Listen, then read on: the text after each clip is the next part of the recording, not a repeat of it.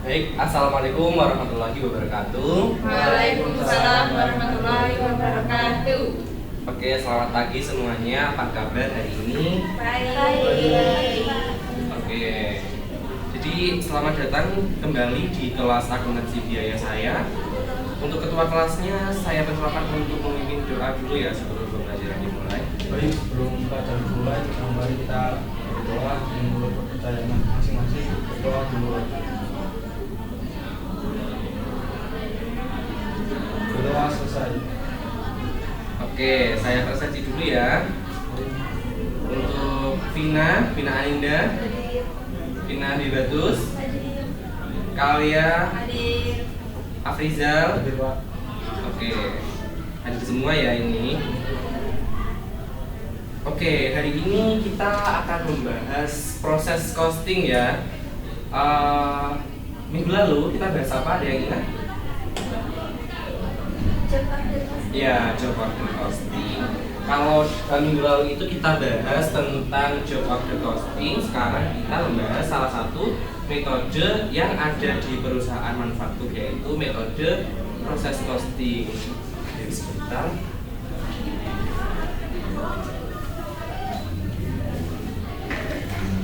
Proses costing.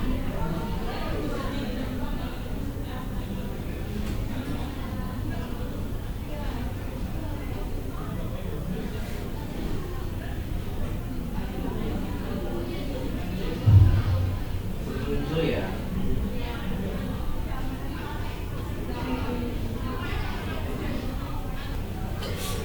Oh, kan sudah ayo dibuka dulu laptop. Nah, ini adalah materi untuk proses costing. Di proses costing ini salah satu metode yang ada di perusahaan manufaktur selain job order costing ya.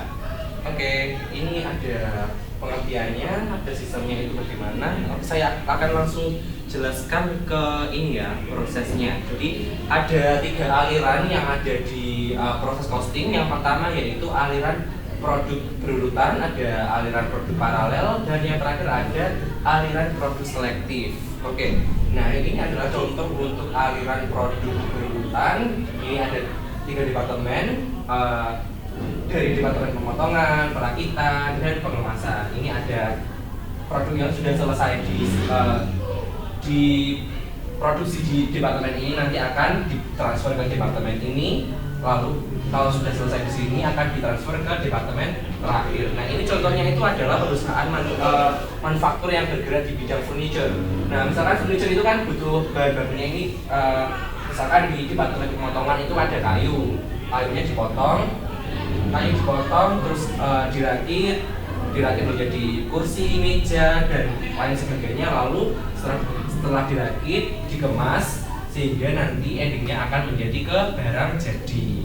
Oke, itu sekilas untuk aliran berurutan. Kalau aliran paralel ini lebih kompleks ya, lebih banyak departemennya. Oke, sekarang saya akan masuk ke contoh. Nah, ini ada contoh. American Share Company menggunakan sistem perhitungan biaya berdasarkan proses dengan 2 departemen pemrosesan, pemotongan dan perakitan. Ada 2 departemen ya. Ada bahan baku langsung yang digunakan selama Januari adalah 13.608 di departemen pemotongan dan 7.296 di departemen perakitan. Oke, jurnal untuk mencatatnya adalah, berarti kan ini ada 13.608 masuk ke departemen pemotongan. Berarti barang dalam proses pada departemen pemotongan ini ada 13.608, dan barang dalam proses untuk departemen perakitan ini berapa? 7.296, sehingga bahan baku yang dikeluarkan di kredit sebesar 20.904. Oke, ini adalah untuk contoh sederhana dari proses costing. Nah, proses costing itu bedanya dengan job order costing. Kalau job order costing itu kan produknya itu berupa beda-beda ya, heterogen. Kalau di sini, kalau di proses costing itu produknya itu sama, jadi seluruh produk yang diproduksi itu sama atau bersifat homogen. Jadi itu salah satu perbedaannya. Nanti juga ada perbedaannya dalam perhitungan harga pokok produksi. Rumusnya itu sama, cuma nanti yang dihitung beda. Maksudnya gini, rumus harga pokok produksi ada yang masih ingat? Harga pokok produksi sama dengan BDP awal ditambah biaya produksi dikurangi BDP akhir. Itu ya untuk rumus. Apakah ada spidol di sini? Oke, saya tuliskan saja. Harga pokok produksi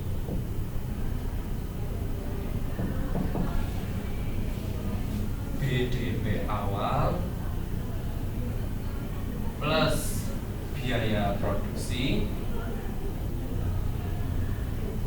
min BDP akhir.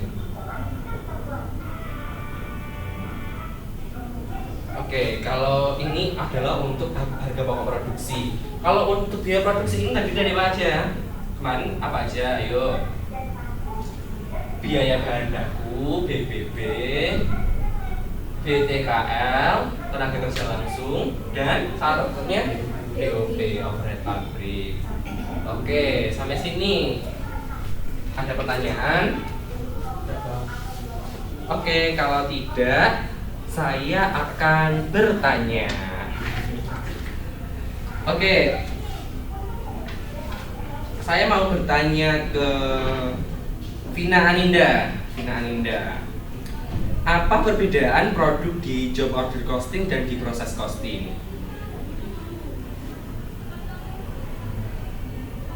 Apa? Kalau produk di job order costing itu berupa produk heterogen, sedangkan kalau di proses costing itu produknya homogen. Wah, betul sekali. Tepuk tangan dong. Oke, selanjutnya saya mau bertanya kembali ke Kalia. Oh, ini ya Kalia. Oke. Bagaimana jurnal yang digunakan untuk mencatat transfer barang dalam proses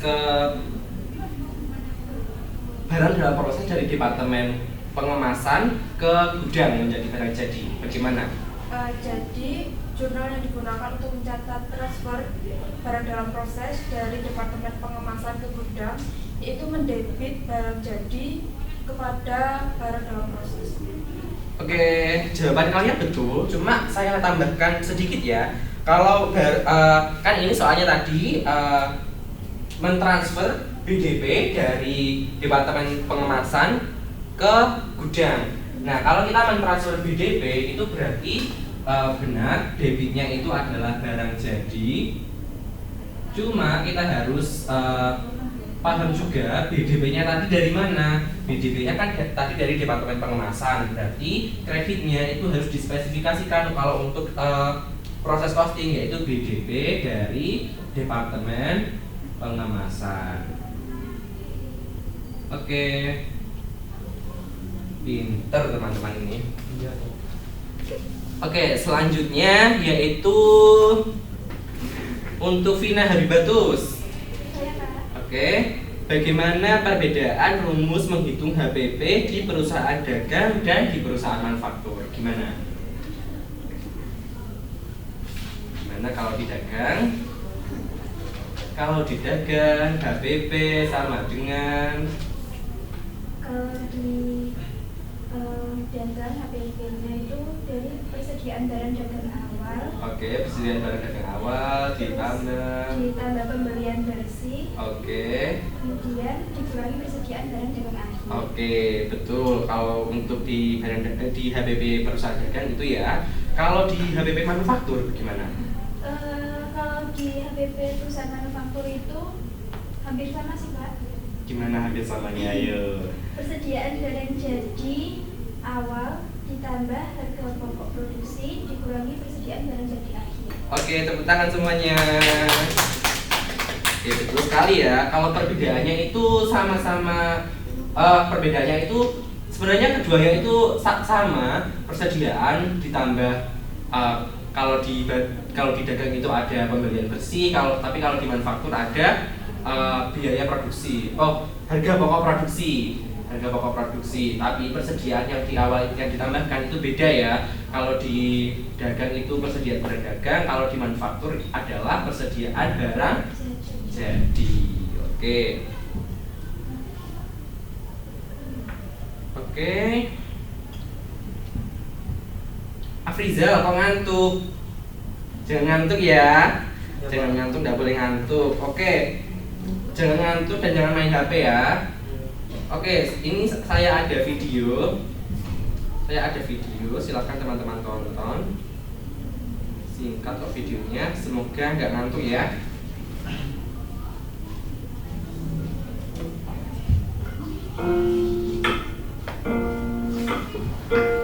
Kelihatan?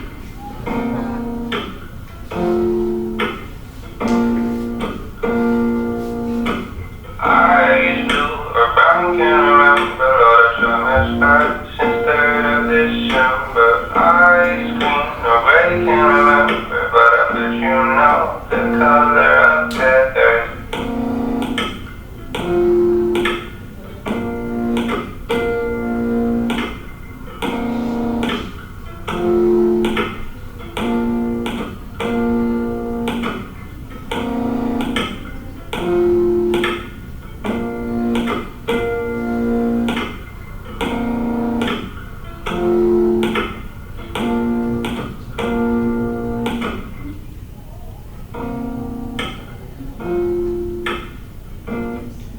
Oke, video tersebut menunjukkan perbedaan yang ada di job order costing dengan proses costing ya teman-teman. Oke, Bapak harap teman-teman sudah paham terkait perbedaan yang ada di job order costing dan di proses costing ya. Oke, selanjutnya saya mau membentuk kelompok diskusi untuk mendiskusikan materi hari ini. Oke, untuk Mbak Vina sama Mas Afrizal satu kelompok, Mbak Kalia sama Mbak Vina Aninda satu kelompok juga ya. Jadi silahkan saling berhadapan untuk mendiskusikan. Untuk soalnya, silahkan memposisikan diri dulu. Oke, untuk kelompoknya Mbak Vina Bibatus itu ada mendapatkan ini ya. Silahkan dicatat. Oke, silahkan dicatat. Silakan dicatat.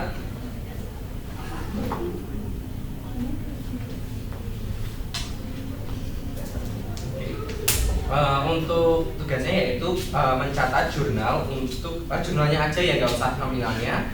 Pembelian bahan baku kredit, pemakaian bahan baku, pemakaian biaya tenaga kerja, pembebanan BOP, transfer produk jadi, dan penjualan tunai menggunakan metode perpetual ya. Itu ditulis saja jurnalnya dan itu menggunakan metode job order costing ya kalau kelompok ini. Silakan untuk diskusi. Kalau untuk kelompoknya Mbak Kalia ini nanti mendapatkan ini ya jurnal. Silakan dicatat nanti jurnal untuk pembelian bahan baku secara kredit, pemakaian bahan baku ke departemen A, pemakaian biaya tenaga kerja ke departemen A, pembebanan BOP ke departemen A, lalu BDP dari departemen A masuk ke departemen B, lalu dari departemen B ditransfer ke produk jadi. Nah itu ya untuk kelompok ini menggunakan metode proses costing. Silakan saya beri waktu untuk berdiskusi.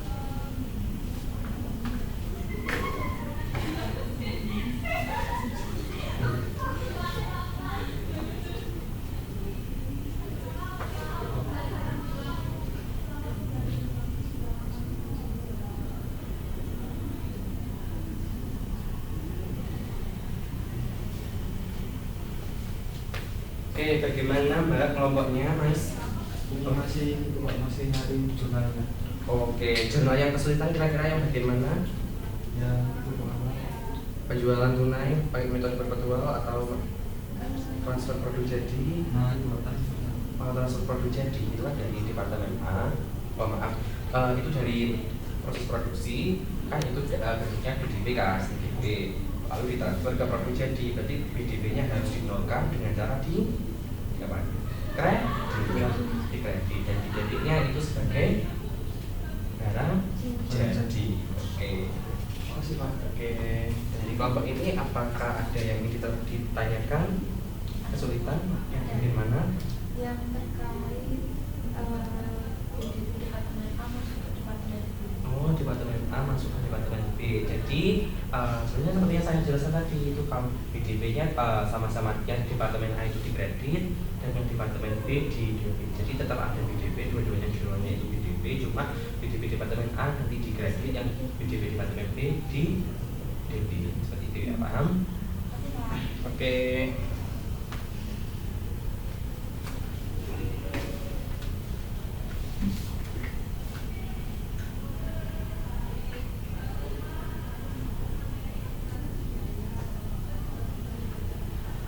Oke, sudah selesai semuanya. Kurang satu, Pak. Oke, kurang satu, silakan. Saya tunggu ya.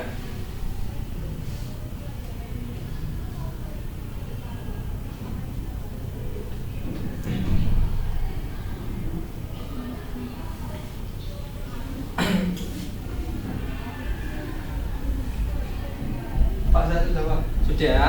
Oke. Kalau sudah, saya minta salah satu perwakilan kelompok untuk maju untuk menjelaskan jawabannya ya. Silakan dari kelompok 1. Kelompoknya Mbak Vina sama Mas Afrizal, siapa yang mau maju?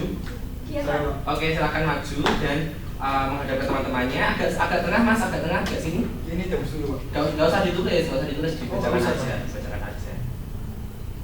Untuk yang pertama itu dari kelompoknya Mbak Vina, Mas Afrizal tadi dapat itu ya yang job order costing ya. Untuk pembelian bahan baku jurnalnya bagaimana? Untuk pembelian bahan baku, debitnya itu ada di bahan baku, Pak. Debit bahan baku, kreditnya. Di utang dagang. Oke. Yang pemakaian bahan baku. Pemakaian bahan baku itu barang dalam proses, kreditnya itu bahan baku. Oke, betul. Selanjutnya mengakui biaya tenaga kerja. Debitnya itu biaya dalam proses, Barang dalam dalam proses. proses. Kreditnya itu barang over the pabrik, benar. Mengakui biaya tenaga kerja, berarti debitnya barang dalam proses, kreditnya beban gaji. Oke. Transfer ke produk jadi, gimana jurnalnya? Debitnya itu barang jadi, Oke. kreditnya itu barang dalam proses. Oke, betul. Terakhir, jurnal untuk penjualan tunai menggunakan metode perpetual. Apa, Bi? Kelompoknya mau bantu mungkin, anggota kelompoknya? Untuk transaksi penjualannya sendiri itu cash pada penjualan, Oke. kemudian KPP pada barang jadi. Oke, betul. Tepuk tangan untuk kelompok 1. Pintar. Silakan duduk Mas Afrizal. Oke, selanjutnya kelompok 2 silakan maju. Kalau udah aduh ini badut. Gak boleh gitu ya, harus percaya diri. Because percaya diri is the key. Oke, silakan untuk oke, saya tanya dulu. Saya tanya satu ya. Ini saya tanyanya random aja ya, biar nanti bisa menjawab. Oke, untuk pemakaian bahan baku ke departemen A, gimana jurnalnya? Barang dalam proses departemen A pada bahan baku. Oke, betul. Mengakui BOP ke departemen A. Mengakui BOP ke departemen A. Barang dalam proses departemen A pada BOP departemen. Gitu kan? BOP D. Oke, kalau mengakui BOP ke departemen A itu sudah benar, debitnya BOP ke departemen A, kreditnya BOP dibebankan seperti itu ya. Oke, selanjutnya BDP dari departemen A masuk ke departemen B, itu gimana jurnalnya? BDP departemen B pada BDP departemen A. Oke, yang terakhir transfer produk jadi dari departemen A, dari departemen B ke produk jadi gimana? Barang dalam jadi pada BDP departemen B. Barang jadi. Oh iya. Barang jadi ya, intinya barang jadi dan kreditnya BDP departemen B. Ya, itu. Oke, tepuk tangan untuk Bapak Dua. Oke teman-teman, hari ini sudah selesai untuk kelas akuntansi biayanya. Alhamdulillah teman-teman semoga paham dengan apa yang saya jelaskan. terkait perbedaannya, produknya, jurnal-jurnalnya dari departemen A ke departemen B itu harus dirinci dan sebagainya. Oke, minggu depan akan ada kuis untuk materi proses costing. Jadi teman-teman persiapkan untuk belajar di rumah dan kita akan bertemu lagi minggu depan. Oke, sebelum mengakhiri kelas, saya persilakan ketua kelas untuk memimpin doa agar semuanya pembelajaran hari ini bisa menjadi berkah. Baik, sebelum mengakhiri pelajaran, akhirnya kita berdoa menurut kepercayaan masing-masing. Berdoa mulai.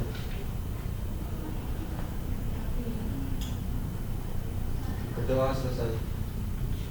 Baik, terima kasih atas waktunya, terima kasih untuk keaktifannya semuanya. Saya akhiri, wassalamualaikum warahmatullahi wabarakatuh. Waalaikumsalam warahmatullahi wabarakatuh. Terima kasih.